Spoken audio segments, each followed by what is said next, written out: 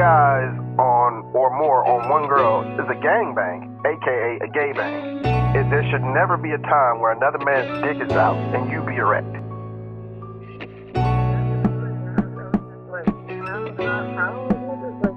Okay. And it's on the black man, but you know what? I've seen a situation similar to that, but it was actually like a full-blown like swinging thing where this old guy had this young wife, and he knew she liked black men or whatever. So for her birthday, he got her like a black escort, a male. Wow. And he sat there and watched in the same room next to him on the couch. I cannot. That's cuckold. That's a term. He said he wouldn't normally do it, but it was her birthday. I was like, oh my God. I don't give a fuck. She get one of those every year, my nigga. What is you talking about, bro? He said, I don't give a fuck. Yeah. What day it is? Birthday, Earth Day, worst day, Arbor Day, Martin Luther King Day. There is no day that I am finna willingly observe. I ain't even trying to be in the next room. I don't even want to know what's going down. Let's just say I was to give you a pass. Don't get any ideas. I'll get a pass to do what? Whatever the fuck you want.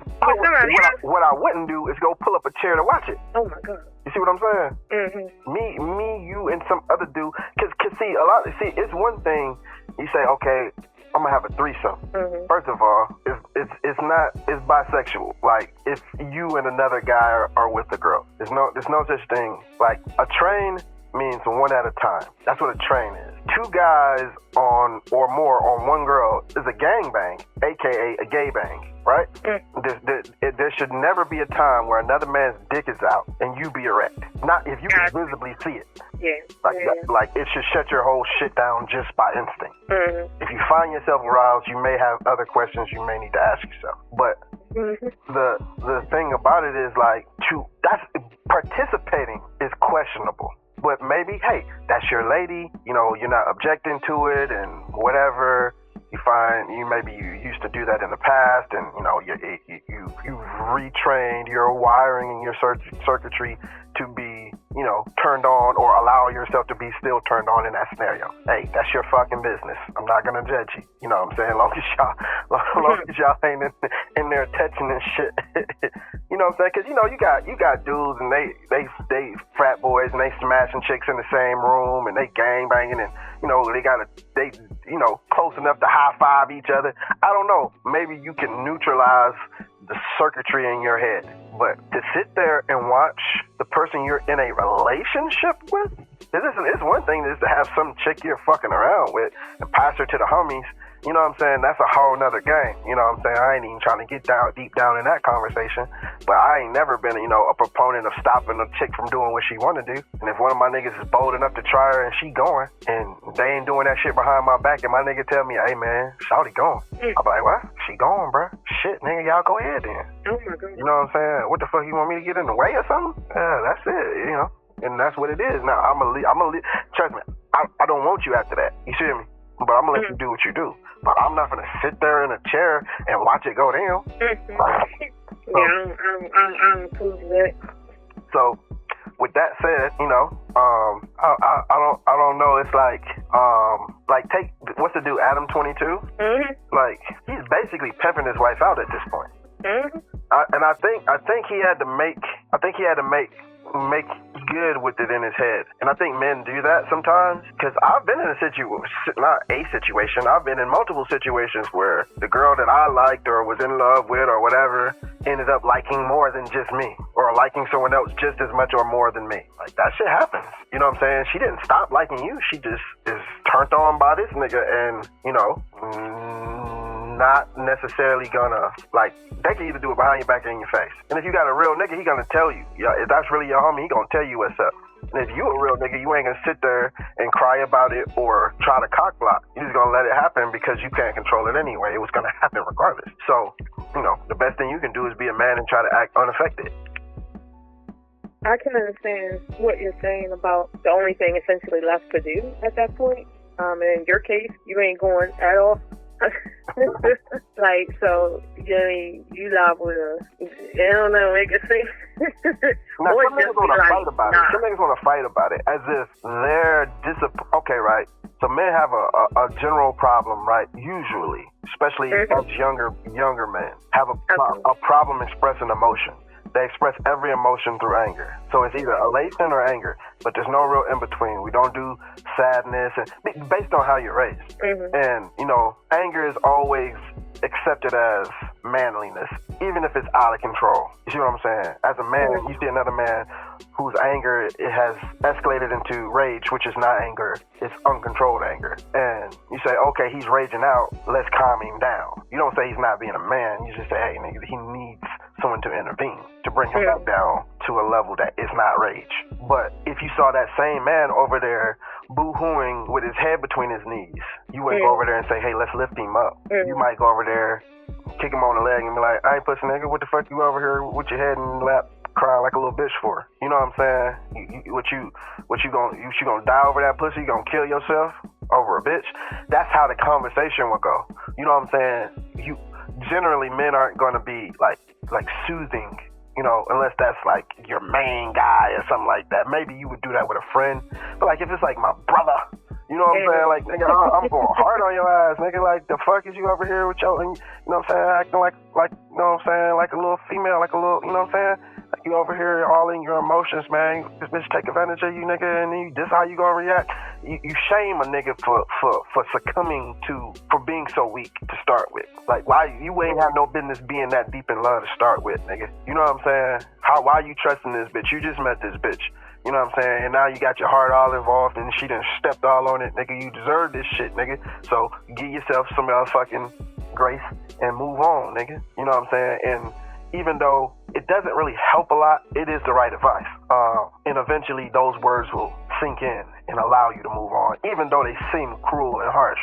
But if there was a group of men who witnessed that, they would chastise you, ridicule you, mostly, especially in a younger group.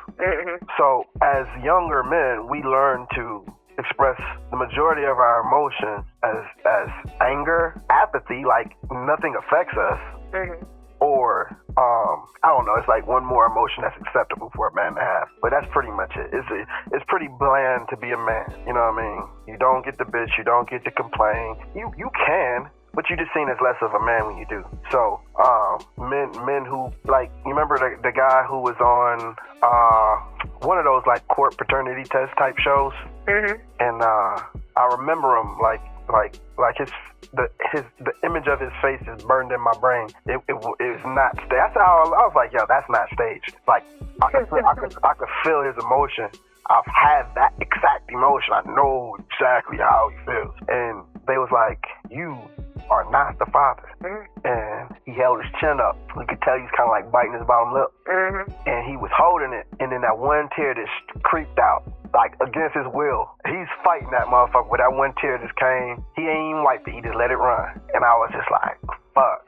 That shit broke my heart for him. You know what I'm saying? But that's, as a man, that's the most you get to do. It's the most you get to do.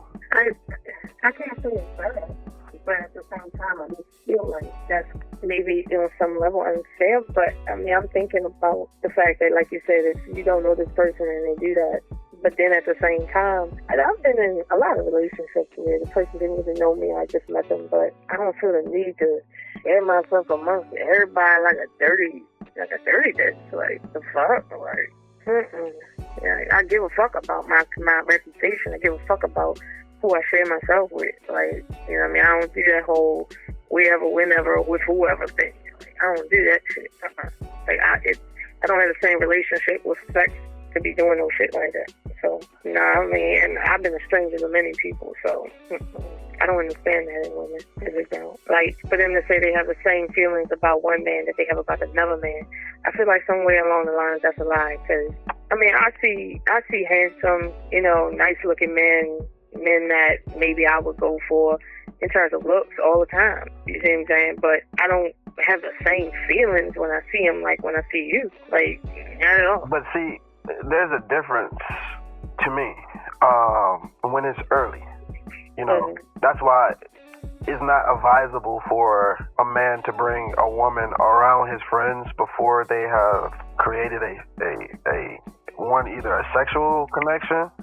Because even if you have a a emotional, not even gonna say emotional, but like I would say spiritual connection, right? Because a spiritual connection isn't emotional. It's like, hey, this person is, essentially my kindred spirit. It's easy to move along with this person. We think in similar ways.